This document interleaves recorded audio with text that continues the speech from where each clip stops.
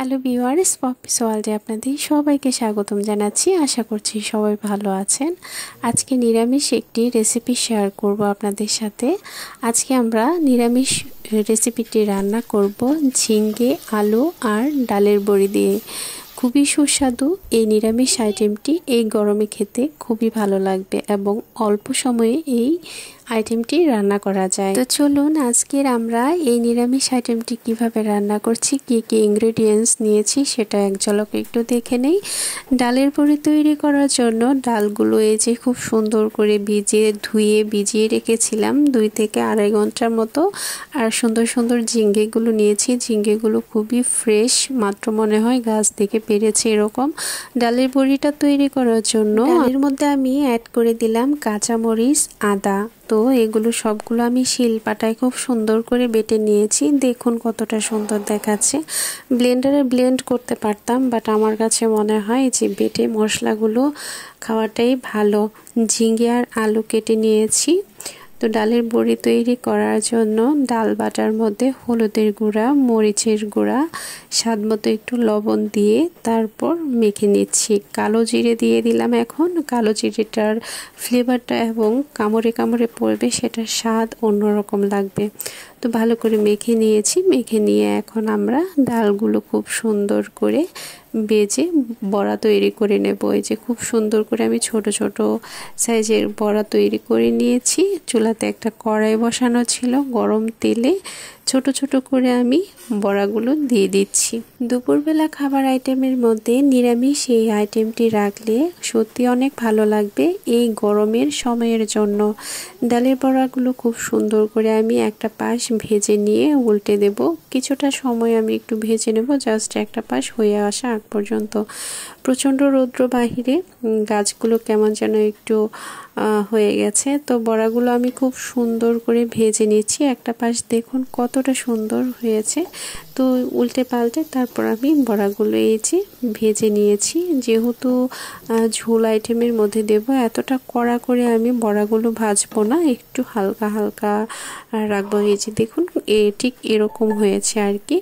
একই তেলের মধ্যে আলুগুলো একটু দিয়ে দিচ্ছি। আলুগুলো দিয়ে দেওয়ার পর সামান্য একটু হলুদ আর লবণ অ্যাড করে দিলাম। দিয়ে কিছুটা সময় আলুগুলো ভেজে নেব। ভেজে নেওয়ার পরই আমি মূল রান্নায় চলে যাব। আলুগুলো আমার উল্টে পাল্টে ভাজা হয়ে গেছে, নামিয়ে নিয়েছি। একই তেলের মধ্যে একটা তেজপাতা অ্যাড করে দিয়েছি আর দিয়ে দিলাম কিছুটা মৌরিটা একটু ভেজে নিতে সময় লাগে, যে কারণে প্রথম দিয়েছি। তারপর আমি অ্যাড করে দিলাম মেথি এবং কালো জিরে। এই ফোড়নের যে কোনো আইটেমের তরকারিটা কিন্তু খুবই সুস্বাদু হয়। ফোড়নগুলোর মাঝখানে জল দিয়ে দিলাম। জলটা দেওয়ার পর আমি একে একে মশলাগুলো দিয়ে দেব। জিরে বাটা দিয়েছি, হলুদের গুঁড়া, ধনের গুঁড়া, মরিচের গুঁড়া, স্বাদ মতো একটু লবণ দিয়ে ভালো করে আমি এই মশলাটা কষিয়ে নেব। মশলাটা আসলে একটু ভালো করে কষিয়ে নেওয়াটা হয়েছে। মশলা থেকে তেলটা খুব সুন্দর করে ছেড়ে দিয়েছে। সেই কষানো মশলার মধ্যে বেজে রাখা আলুগুলো অ্যাড করে দিয়েছি। আলুটা দিয়েছি এই কারণ ঝিঙ্গে সবজিটা খুব তাড়াতাড়ি সিদ্ধ হয়ে যায়, যে কারণে আলুটা একটু ভেজে নিয়েছি। তো ঝিঙ্গে দেওয়ার পর সবগুলো একসাথে আমি খুব সুন্দর করে মিশিয়ে নেওয়ার পর জল অ্যাড করব।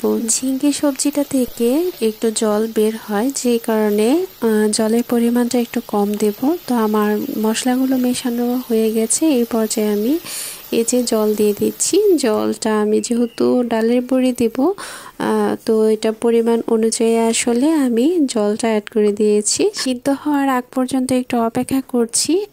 প্রথমবার যখন জলটা বলক চলে আসবে তখন আমরা ডালের বড়িটা অ্যাড করে দেব।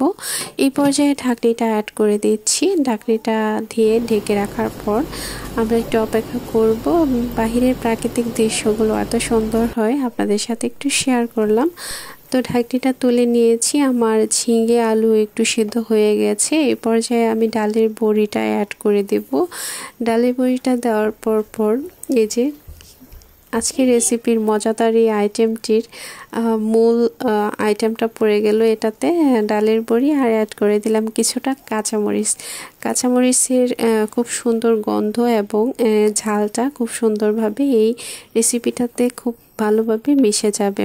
তো প্রায় শেষ পর্যায়ে আমার আজকের এই রেসিপিটি রান্না করার পর্যায়টা ঢাকনি দিয়ে আবারও ঢেকে রাখছি। এতে করে যেই গ্রেভিটা রয়েছে এটা ডালের বড়ির ভিতরে খুব সুন্দরভাবে চলে যাবে। এই যে দেখুন আজকের এই মজাদার আইটেমটির খুব সুন্দর একটা ঘ্রাণ আমি পাচ্ছি এবং লোভনীয় এই আইটেমটি দিয়ে এই গরমে ভাত খেলে এত ভালো লাগবে। গরম ভাতের সাথে আজকের এই রেসিপিটি খুবই দুর্দান্ত লাগবে।